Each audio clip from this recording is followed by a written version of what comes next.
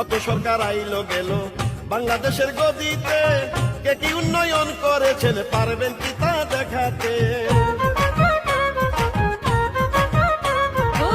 শতভাগ বিদ্যুতায়ন শেখ হাসিনাই করেছে, 560 মডেল মসজিদ শেখ হাসিনাই গড়েছে।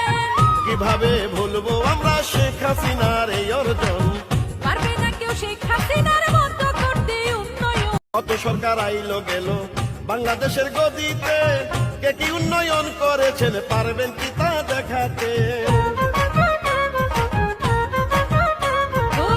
শতভাগ বিদ্যুতায়ন শেখ হাসিনাই করেছে, 560 মডেল মসজিদ শেখ হাসিনাই গড়েছে।